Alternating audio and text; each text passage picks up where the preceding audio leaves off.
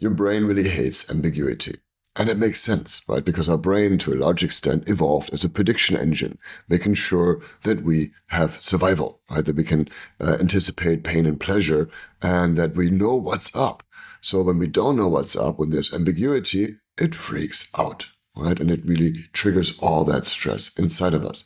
In a recent study that they did, a meta-analysis of all this work stress of over 800,000 people ultimately total, they found that next to role overload, meaning too much to do, or role conflict, which was an indicator for intention to leave and burnout, that role ambiguity was one of the strongest factors, actually. Role ambiguity was one of the most stressful things for people and really wears you down underneath, right? Because it's this thing of like not really knowing what's up, right? And then think about that Sunday night when you're thinking about your work week and you're like, okay, what am I really delivering this week? What's really mine? What's really my job?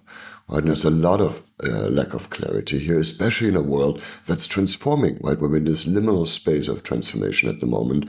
And so there's a lot of ambiguity around us.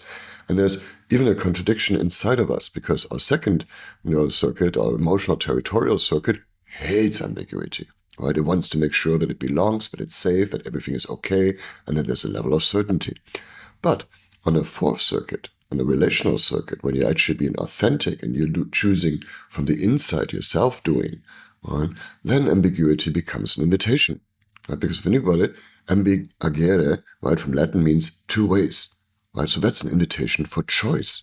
So in some ways, when you're actually centered in your authentic self, then ambiguity is kind of cool. It's an invitation for you to step up and make a choice around what you want to do, right? What you want to pay attention to, where do you feel called to be responsible, and what you feel in ownership of, what you want to drive, what's uniquely yours to make happen in this world. And this is where this awareness, responsibility, ownership tool that I teach people comes in really, really handy, right? So when you feel ambiguity and you feel that contradiction inside of us where your second circuit, your emotional self is freaking out because stress, ambiguity, I don't know what's up, to remember, wow, this is cool. What am I choosing here? Right? And the first step is to say, okay, what am I aware of right now? And what are the different perspectives I can take? And maybe even take in some more perspectives, some contradictory perspectives even, right? Expand what you're looking at.